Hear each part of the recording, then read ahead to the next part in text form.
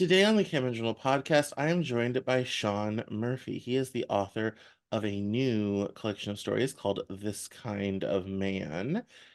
He is a poet, author, columnist, professor, and executive director of the literary nonprofit 1455, who has not published anything of mine. That's a huge oversight on their part, but that's okay. He has appeared on NPR's All Things Considered and has been quoted in USA Today, The New York Times, The Huffington Post, and Adage. He's been in all the places that you would have read, including One We Have in Common, the Good Men Project. I also used to write there.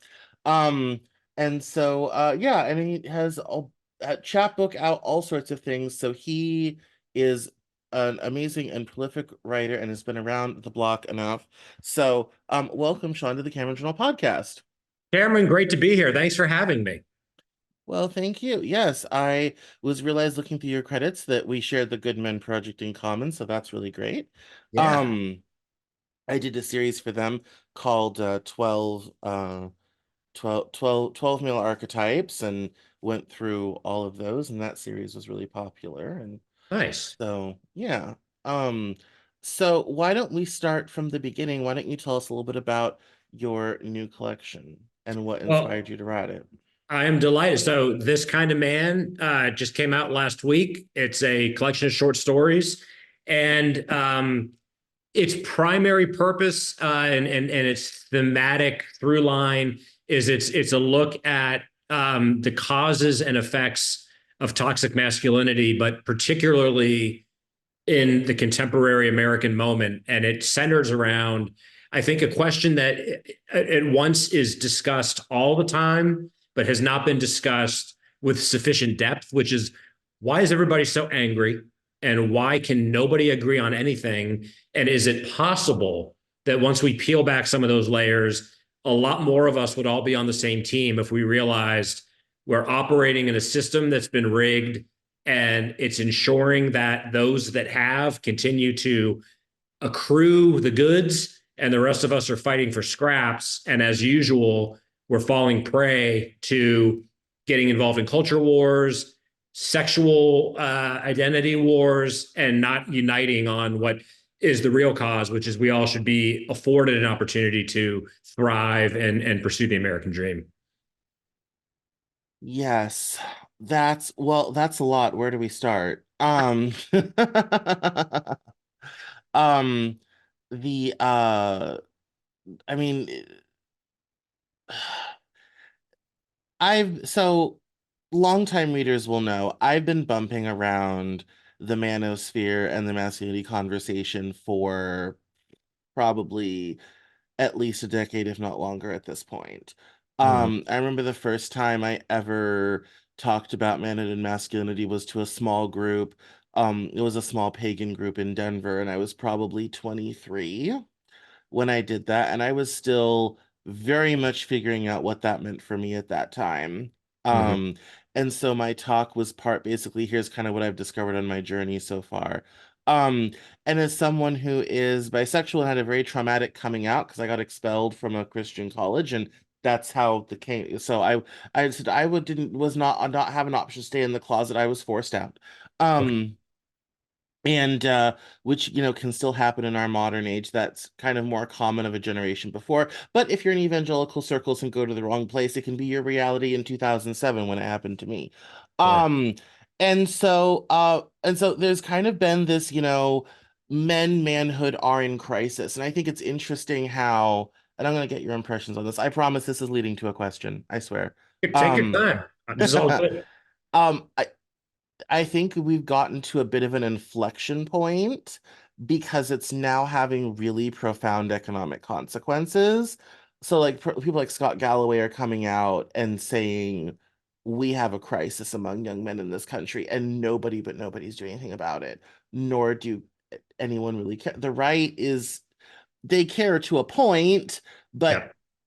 that and I know Paul Elam in A Voice for Men, and I've been in a lot of those discussions. He's been on this show in years past.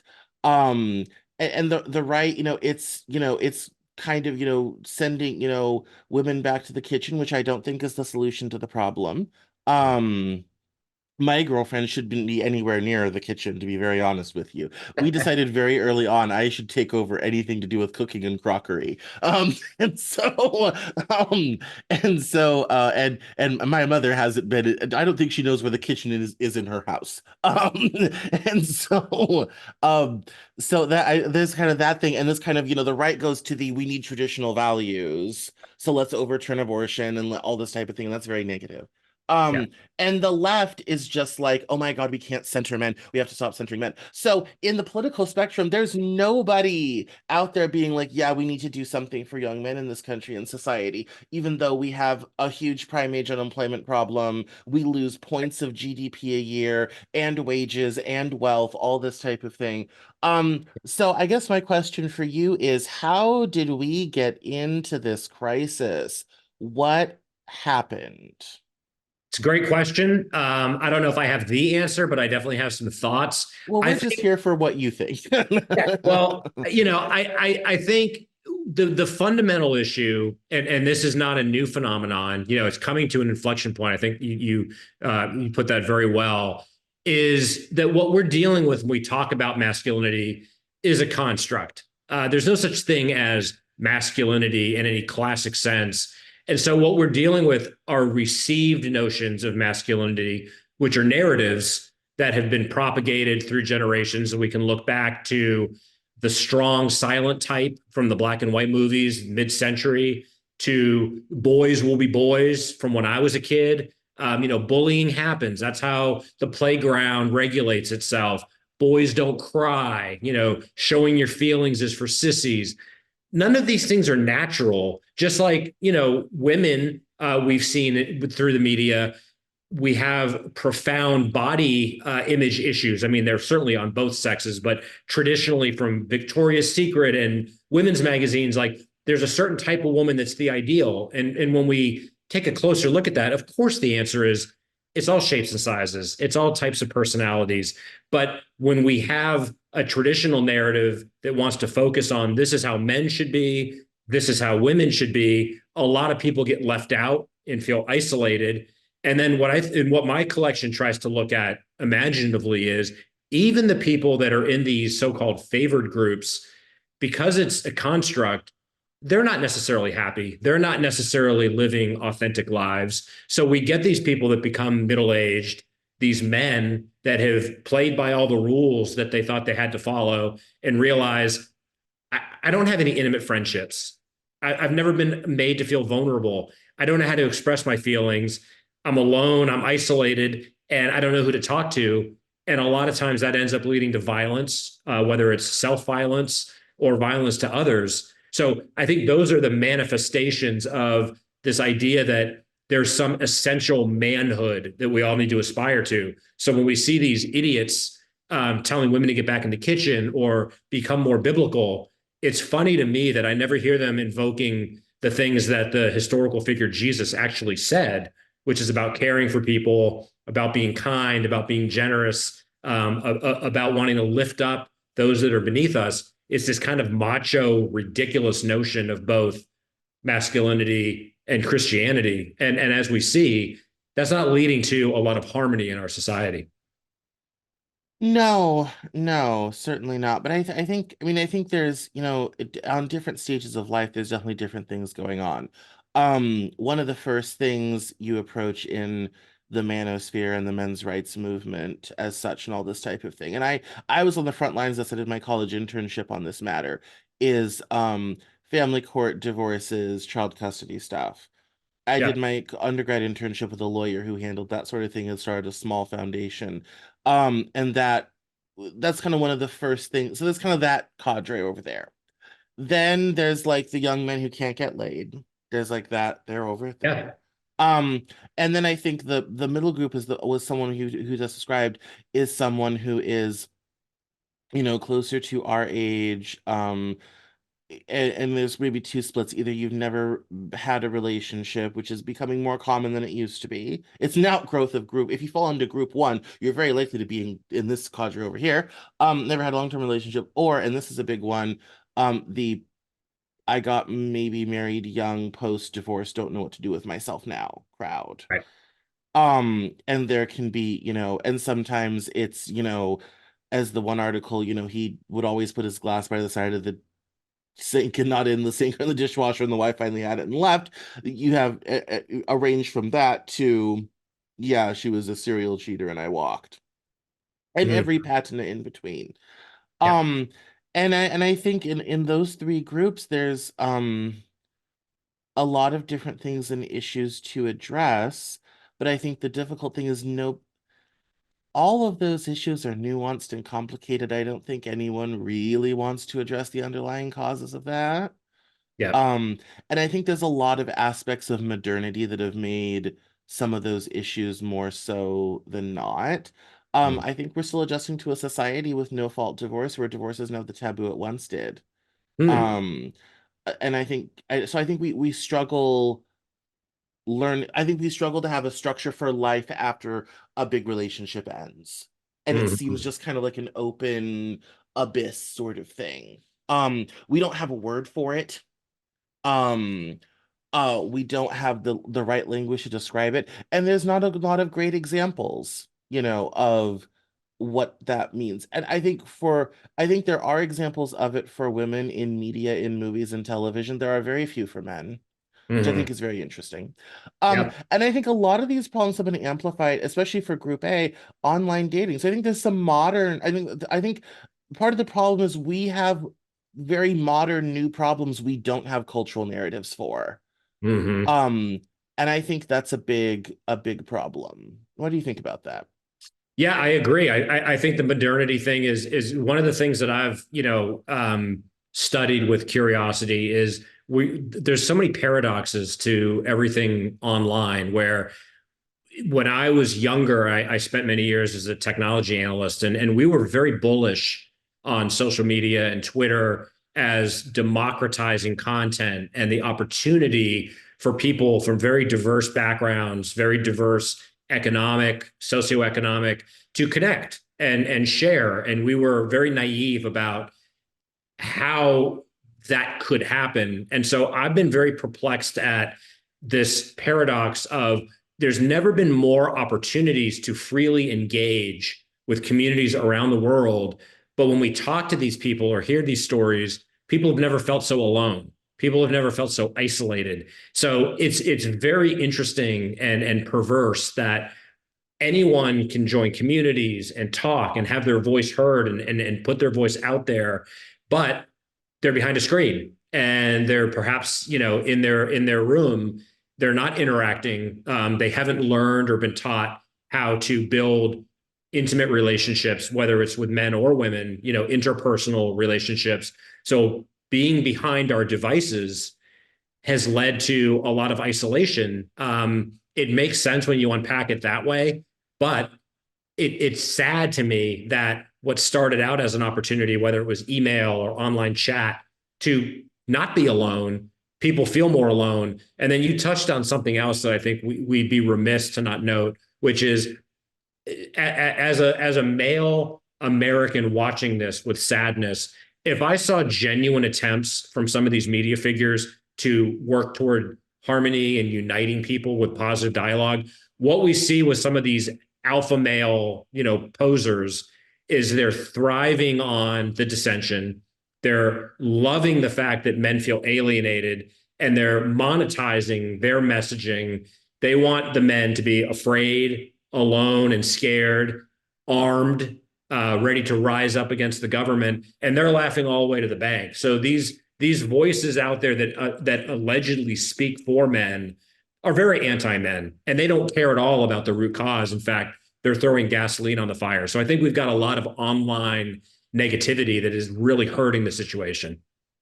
Well, yes, and I think a great deal of that has to do with economics and social change. In my first book, I wrote riffed on an online article saying we have 10 million missing men in the workforce, and this is the mid 2010s, post Great Recession, and all this sort of thing. And that problem instantly has gotten worse in the intervening decade. Yeah. Um, I think there's an economic story here, particularly in this country. It's worse in Canada, worse in Australia. It's really throughout the Anglophone world, and the UK is abysmal. I mean, throughout the Anglophone world, this is a problem. Yeah. Um, I think but when it comes and I think the Andrew Tates and Jordan Petersons do a very good job of making whole careers off of dealing with that. However, Yeah. I also think that, and this is a big one, I think there's been a big social change in terms of in the past, and I mean literally one generation back. Mhm. My dad really only had one job, and Yeah. that was to be a good provider. Not really much else was expected. Mhm. Um, and particularly, my mom being a single mom for 3 years when she met him, 5 years before she married him, she was like, if the bag is secure and the mortgage is paid, I'm happy. Like, sort of thing, the bar was low. Um, Millennial and Gen Z women expect a lot more from men. Only one problem though. The parents of both generations forgot to parent their young men on how to do literally any of that. So women are coming along and they're wanting all this sort of, all this extra emotional, the language emotional labor has come in, emotional intelligence, all this type of thing. And some guys are comfortable doing that, many are not. Mhm. Um, I read a book on EQ years ago, sort of thing that was discussing this. Many are not, and so we've gone through this big social change. I think a lot of young men are particularly lost because because they kind of come out and be like, "I thought our job was to get a job and be a good provider and protector and all that sort of thing. What is this other stuff?" And also, and men don't relate to people the same way women do, which is a constant source of baffling for women and all this sort of thing. And so I think, in the midst of all of these things, it isn't to me, it's not a surprise people are lost and scared and frightened because I mean, this is one of those, this is like an epochal change in how we do gender in this world. Um, and that's quite a shift. And you don't usually do it in a generation. That takes centuries. And we're trying to do So it very quickly. yeah, I mean, I'm glad you give me the opportunity to address that. I definitely I hear what you're saying, and I would retort by saying I don't know that women are necessarily asking more of men so much as that men are finally being asked to be emotionally available in ways that our society did not hold them accountable for being. When we look back on when we talk That's about probably a better way of saying it. yeah, I'll I give mean, you when we that one. talk That's probably a about make better way of saying America, it. when we talk about making America great again, what certain people are pretending to want or actually do want is an era where the men were unquestionably in charge. It was a very white, male-run country. Women's voices were not heard through the business sector, the entertainment sector, the artistic sector, the political, the fact that more women are involved in business and politics is all to the good. A lot of this is brushed back against men feeling like they're getting pushed out. And what I find ironic in that is the classic macho dog eat dog mentality would say the best person for the job should get the job. A lot of these men don't like it when women are kicking their asses in the workforce, demanding equal pay because they're doing the work that men do and want to be treated equally. They don't want to be treated special. So a lot of these men are pushing back against the fact that they no longer make the rules. So I don't think a lot of us would want to go back to an era where the men were unquestionably in charge. But the other thing that I think we're seeing is the men weren't necessarily happy even when things were different and when they were in charge. So the young men of today that are being led astray by these alpha male online agitators, they're not offering solutions. What do we end up doing? The people that are angry because their jobs have been outsourced, right, or they can't find steady work, instead of saying, well, everything needs to be better back in the day when I could have one job my whole life. That's not because women are in the workforce. That's because in late stage capitalism, the CEOs get paid a million times what the lowest employee gets paid. And if they see an opportunity to ship those jobs overseas to save a little bit of money and increase their bottom line, they're doing that in a heartbeat. So entire communities have been wiped out. And what ends up happening? These people blame illegal immigrants and women and gay people, none of whom have anything to do with the fact that Appalachia has seen coal jobs go away, or the steel plants have shut down, or the car manufacturing is now done overseas. These are all systemic issues that capitalism has to address. And we end up blaming culture issues for the fact that there's not as much stability, and politically, we don't have the security that we used to have back then. Those aren't cultural issues; those are capitalist issues. No, I think there definitely is an economic story to all of this. And I think also part of the problem is, of the tremendous job growth we've had in the last 25 years, and most of it has been concentrated in major cities, which means if you don't live in one of about 20 metros or near that metro, you are economically disadvantaged. I'm sorry, and I come from flyover country, okay? When I was a kid, Denver was where the people on the Weather Channel put their butt to talk about California. And then they also would pivot right over our state to talk about the East Coast. We did not, for all functional purposes, exist. Right, And I also grew up in Arkansas, which nobody can find on a map. And they barely know that Bill Clinton was from there. right. So, Yep, um, I growing up in Northwest Arkansas, there are three things you can do. You can work for Walmart, you can work for Trunking, or you can work for the chicken people. That's it in Northwest Arkansas, by the way. And the yep, rest of the state doesn't fare much better. yep, There's just not a whole, and those jobs are by their nature very limited. They fall in a very narrow set of skills. yep. Um, and even, and this is a state that has, two universities and a great football team Right, you know um and this is in a state that it boasts the headquarters of America's largest non-government employer, and right. that still is true. I mean, in another day and time, Bentonville, Arkansas would be a metropolis because Sure. of Walmart and JB Right. Hunt Trucking, everything else done there. It is grindingly poor. To this day, I was down there a couple years ago. It's still grindingly poor. Yeah. And so the fact, I mean, the economic gains don't get spread out the same way that they used to. And I think, and I will say, when you talk about, women and men in the workplace, all this type of thing, I totally agree. And I say over and over again, women's economic liberation has come, and it's a good thing. And we do not want to go back to what my grandmother lived through when she had a battering husband, she had to leave him and didn't own the car she was driving to leave her battering husband, sort of thing, because women couldn't have bank accounts in 1963. Right. We do not want to go back to that. Absolutely not. That is the dark ages. We're not going to do that. However, Yep. and this is where I think the male complaint is very valid. A woman can at any time, basically, fundamentally, as a trope, can opt out of the workforce life. For men, that's the only game. And if you lose, you're out. So I think for a lot of men, especially in difficult economic times, the stakes are far higher Mm, because how you do in this wonky economy is life and death for your mm, dating life, or whether you're ever going to have stable housing. If you don't, you will die sooner by about 15 years. I mean, there's the downsides of not winning the game are pretty fierce. And so I think a lot of men, for better or for worse, as you say about dog eat dog competition, best person for the job sort of thing, I totally agree with you. But I think a lot of men say, you have options. You don't have to be here. This mhm, is all I got. And I think a lot of women don't understand that because they have options, they have support network, they have all this stuff. Men don't usually have that.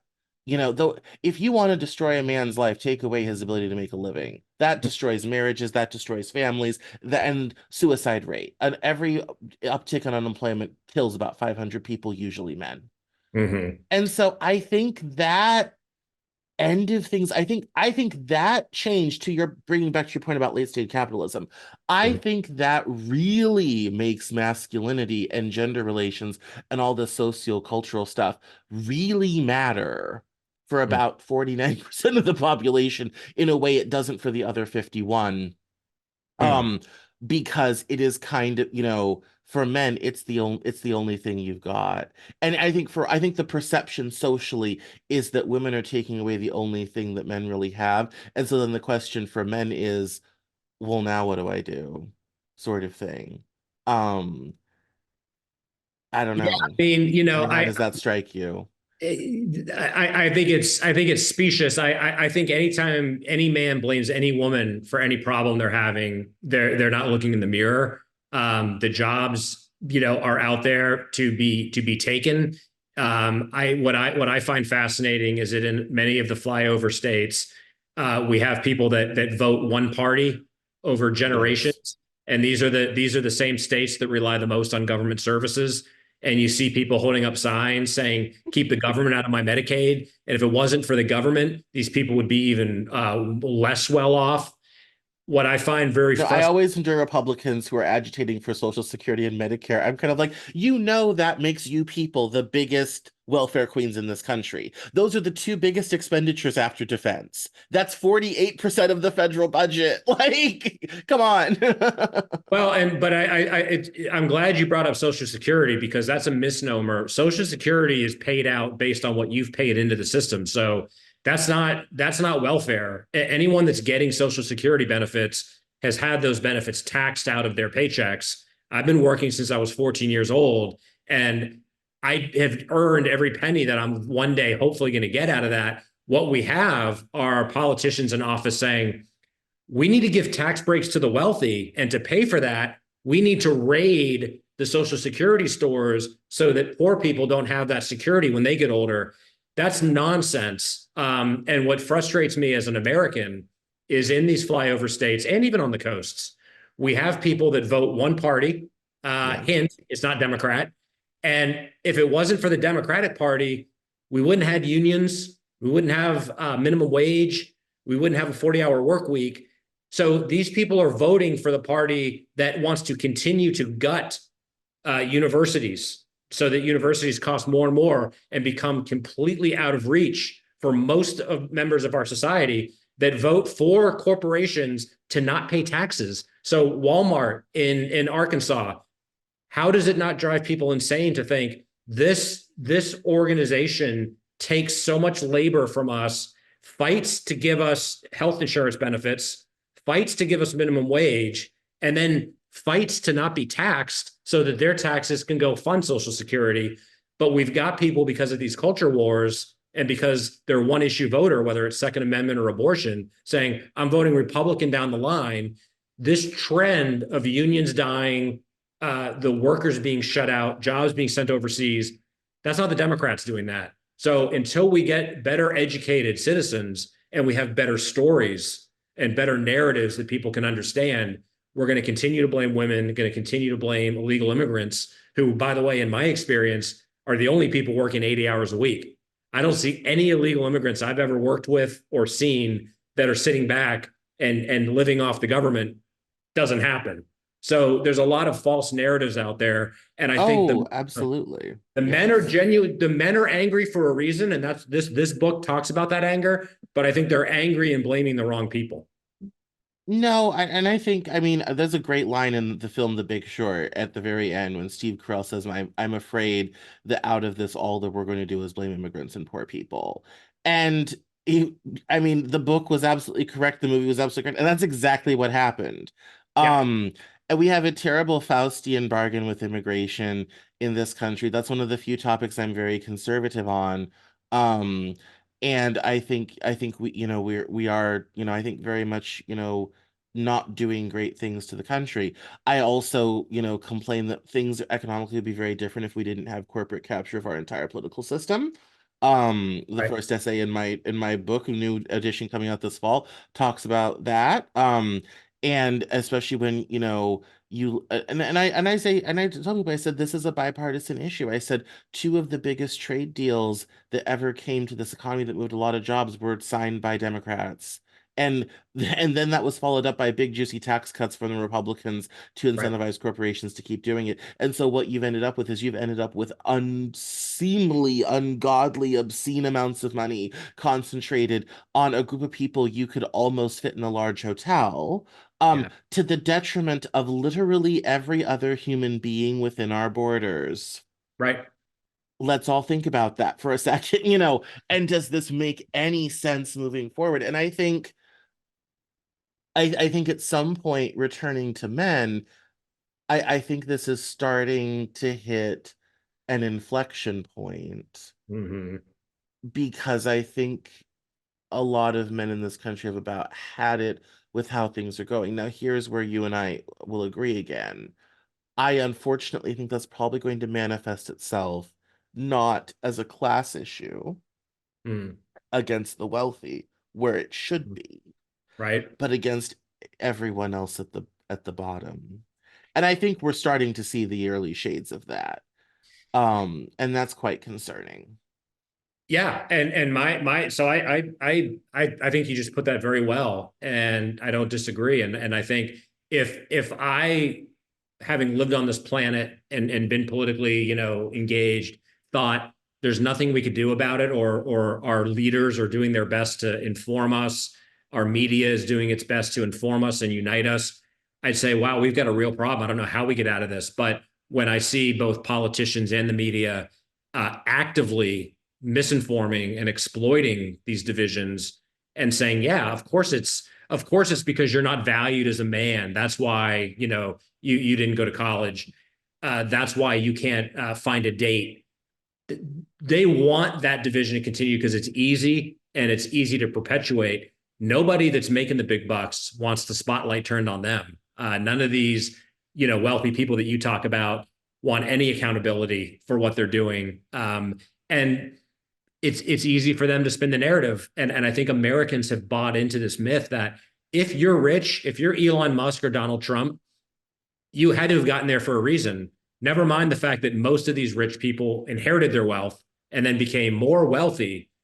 These are not self-made men and even if they were self-made men, they should still pay their fair share of taxes. That system is completely broken, in my opinion.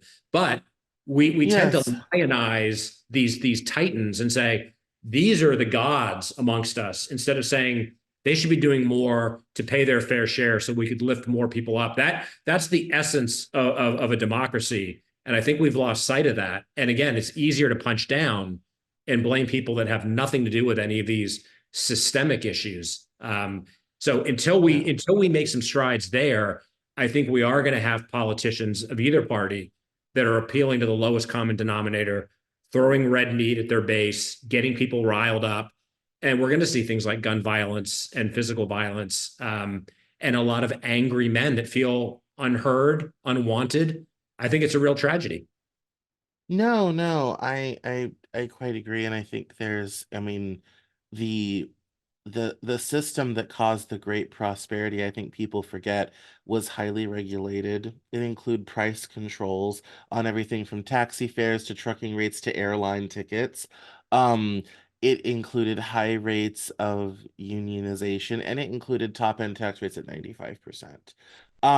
There's a great story when Johnny Carson took over the Tonight Show. NBC was paying him so much 5 years in, Mm-hmm. and the tax rate was so high, a lot of the big stars did deferred payments. They basically wouldn't take the money to avoid the tax bill, and they would have it kind of spread out over time to reduce because tax rates were so high. And he was getting paid at a rate where, above a certain amount of money, you're really just writing checks to Washington, D.C.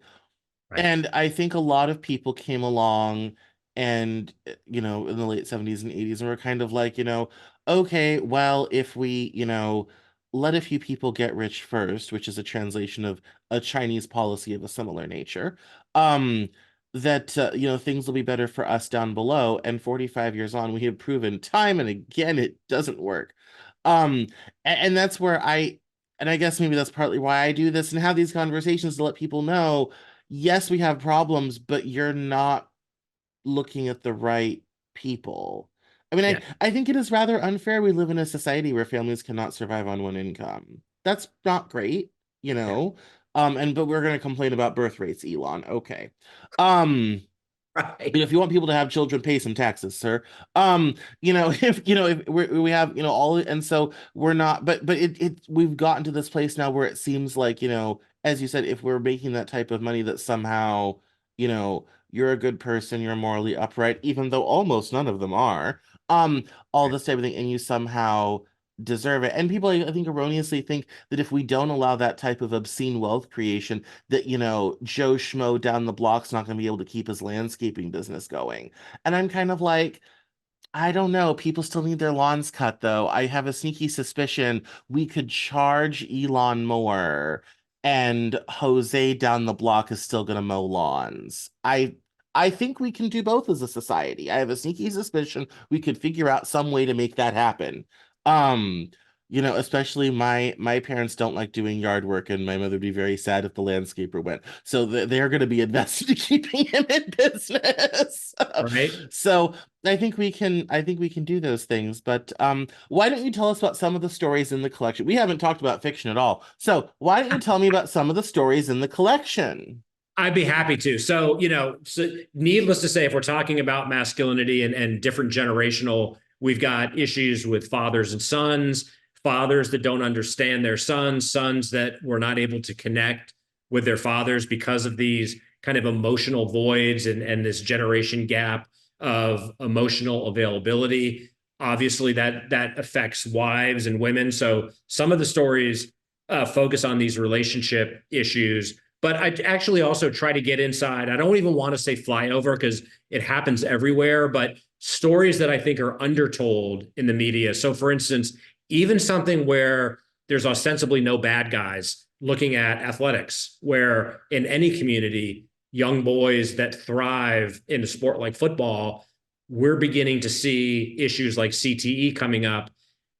I guess you could blame the sport itself, but for me, the idea that we've got the National Football League that's obscenely wealthy, and like so many other trends in America, rather than say, how can we really investigate concussions and how can we make sure everyone that plays these sports is as healthy and safe as possible and have protocols, what we get is the science being buried. So even at a high school level, we've got kids that are suffering from concussions.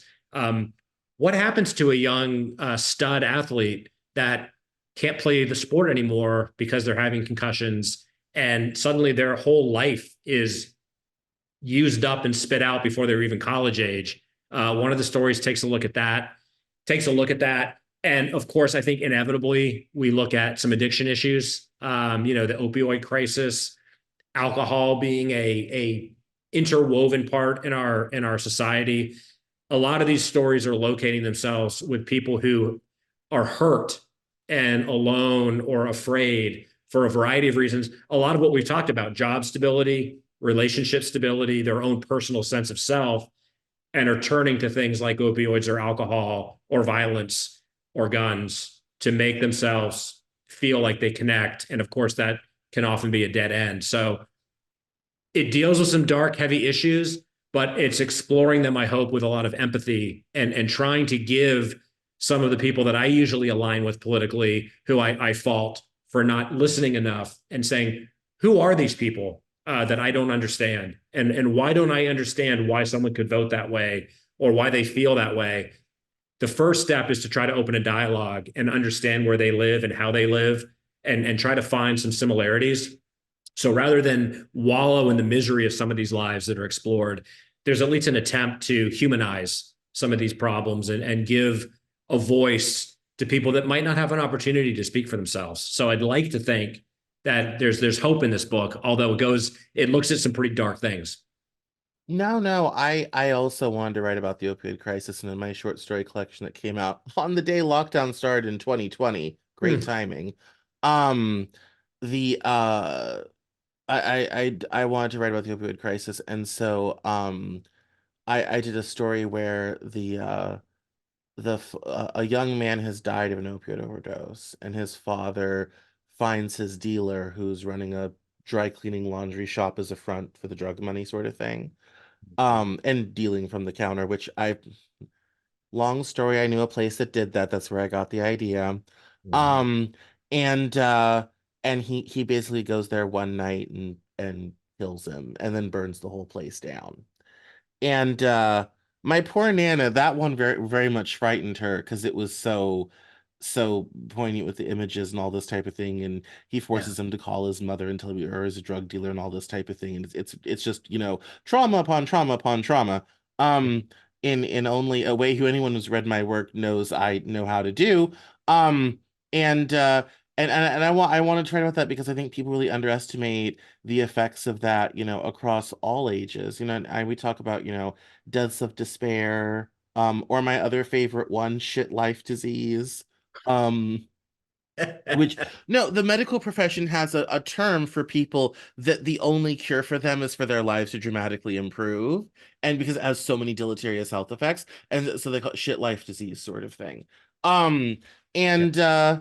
and it's and all of these things, and I agree with you. The left does not please go to any left-leaning Democrat meeting and try to have these conversations. Good luck. No one will want, you know, to talk to you. Everyone will think you're a secret Trump supporter or something. Right. And I find that very frustrating. So I think that's good that you're a vanguard out there being like, no, we're going to have to address this sooner rather than later.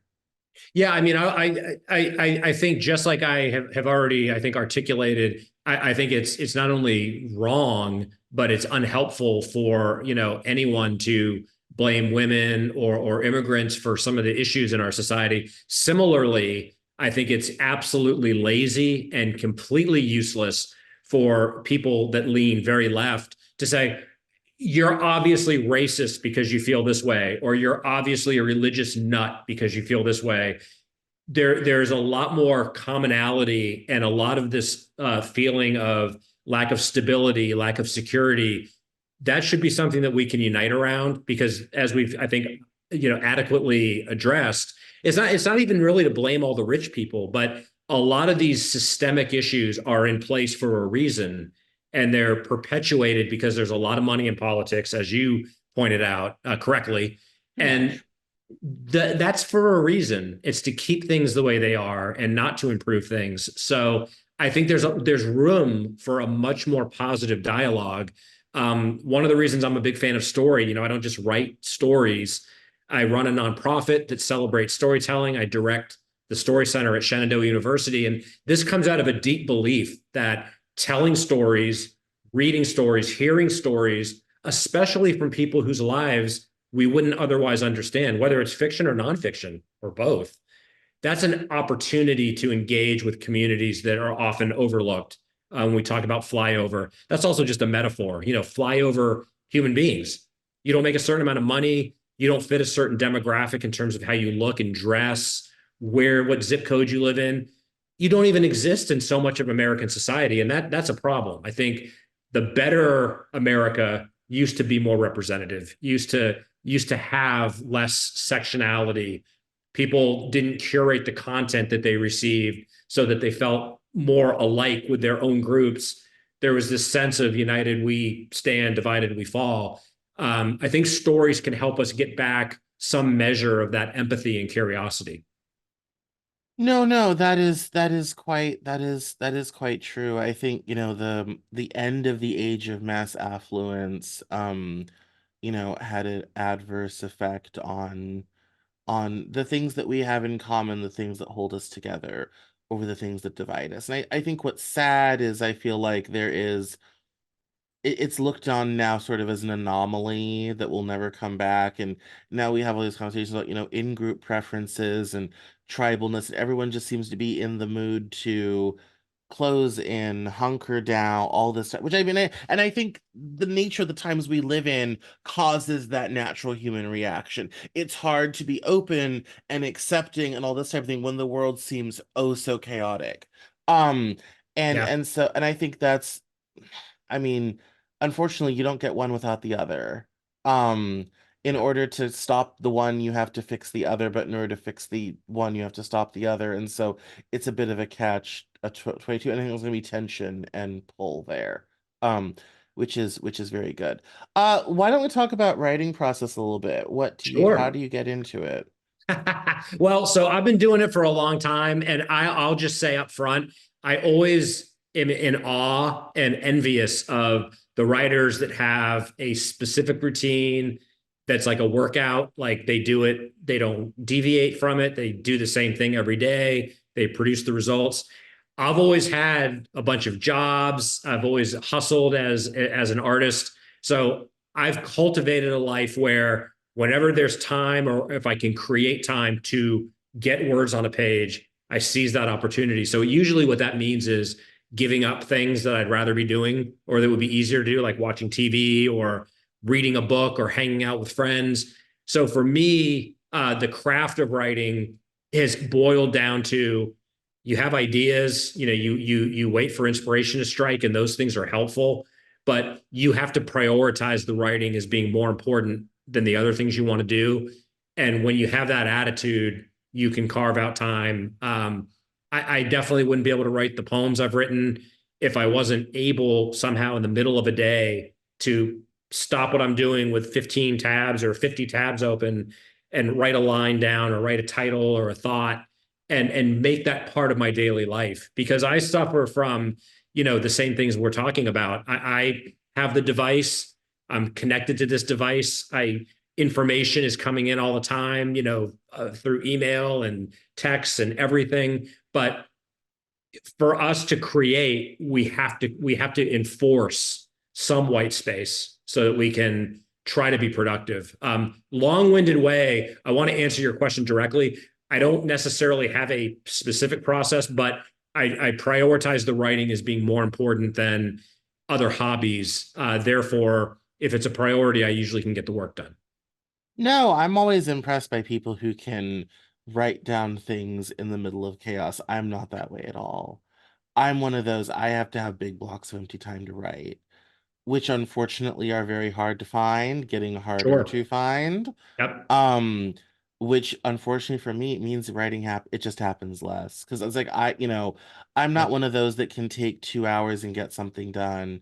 If I can't sit for 4 or 5, it's Yep. not happening. Yep. And I'm always envious of those people that whose brains aren't that way. Like I really, and it's like, well, if you do a little bit here, a little bit here, it adds up. I said that's not how my brain works. I have to literally be like away from things and I have things have to be at a certain level of calm Yep. before my brain will even turn to that. Even then it takes me a little while to get into it, to familiarize myself with what I'm doing, have idea, and then for it to finally happen. It's not a fast process, unfortunately. So good on you for having a much faster brain than me. Because you've been able to navigate it. Yeah, I think some of it is that adapt and evolve. I'm old enough that I can remember a time where there was a lot more white space in every sense of the word, and you could carve out these times where you weren't being barraged. I think one, real negative consequence of the world we live in now is we're all expected to be available 24/7. There was an understanding, like you did have to go into an office, which sounds so old fashioned now, but the trade off was when you were there, you belonged to the company, so to speak. But when you were gone, that was your time. So I think what we've sacrificed, and I'm all for progress. I think the flexibility of working from home and being able to balance life is all good. But what we've given up, with these toys is now we're expected, whether it's friends, family, or employers, people want to be able to get a hold of us all the time. And so, especially for us to try to create, it adds a whole different type of challenge to Yeah, being well, productive. even just having a day, with meetings and all this type of thing, it's, very difficult for me, and for me, I am, do this full time. This is my business, and so I've got, book coaching clients and different corporate, all this sort of thing. And by the time there's, a meeting here, a meeting there, a podcast recording here or there, all this type of thing, by the time then, either A, I'm exhausted, nothing's gonna come out, or Sure. B, it's now time to do dinner, unload the dishes, whatever have you. Um, or C is just kind of like, yeah, that's, oh, there's blank space tomorrow. I mean, my favorite day of the week is the day of the week that doesn't have any meetings on it. Because then I actually get to, make some decisions, not plan everything before that, after that, all this sort of thing. So, yeah, it's good, but you're absolutely right. I do think, I mean, yes, if you're going to do it seriously, you do have to make it a priority, and that does mean shutting off the TV, putting down the phone, all this sort of thing. Um, but but I always tell people, say, if you think it gets any easier, um, doing it as your job, it actually gets harder, because I also have to keep my books, and I also have to deal with taxes and Sure. marketing. Yeah. I'm launching a new writing course right now. I was literally editing podcasts that I'm behind on. I had a meeting with my publisher for production for new books, and then I had this recording. It's a Friday afternoon, and that's just today. Um, Yeah. so Yeah. um and that didn't even count emails from this morning, and I'm Sure. trying to chase down a new client. That's just today. Yeah. So it's in the midst of all that, it's hard to carve out time to write. I got in a little bit the other night, and it was like so precious because I was able to do it and make it happen, and it was really great. So I appreciate all of that. I appreciate all of that. So Yeah, I think it always comes down to balance. And I think all of us, whatever we're doing in life, trying to carve out that space for friends and family, sleep, trying to mhm. eat, drink well, and be merry and be productive. But I do think our world has gotten more complicated. We're more busy, or busier, have a lot more going on. We all have to hustle, especially us creatives. It ain't easy, but you've got to follow your passion and be willing to make some sacrifices. But I'm with you, brother. It's challenging. Yes, yes, no, you'll have to send me your submission requirements for 1455. Absolutely. Um, and so yes, and yes, and I'm not Shannon, I can't be too far from that in Delaware. It'd be nice to come down and do something with that. Um, what good is having an MFA if you can't put it to work from time to time? So, that's fun times. We'll talk about that after. But Yeah. we're coming up to the hour. So, this is the part where you tell us where we can find you online and where we can buy the book. So let us in on the Okay. secret. So SeanMurphy.net, SeanMurphy.net. That's my online home. You can find links to my books. You can find links to my blog, which is bullmurph.com. And then the nonprofit I run is 1455litarts.org. You can navigate to that from SeanMurphy.net. That's probably the best place to go. And then I'm happy to say that This Kind of Man is available wherever you buy books. You can get it directly from Unsolicited Press, based out of Portland.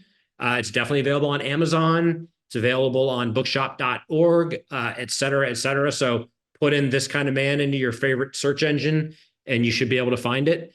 I would be delighted if you bought a copy and you reviewed it. You can find me. Find me at SeanMurphy.net.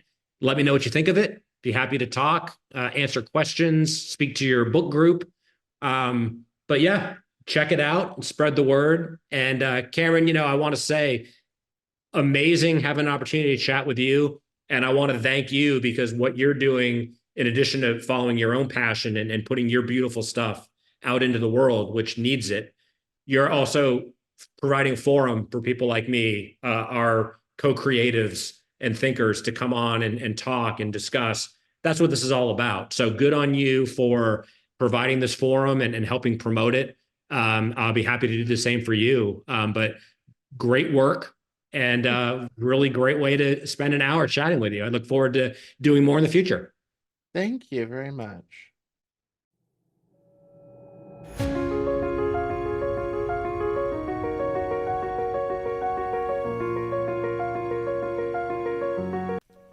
That's all for this episode of the Cameron Journal podcast. Thank you so much for listening. Visit us online at CameronJournal.com. We're on Facebook, Twitter, and Instagram, and I love to talk to my followers and listeners, so please feel free to get us on social media at Cameron Cowan on Twitter, and we'll see you next time on the Cameron Journal podcast.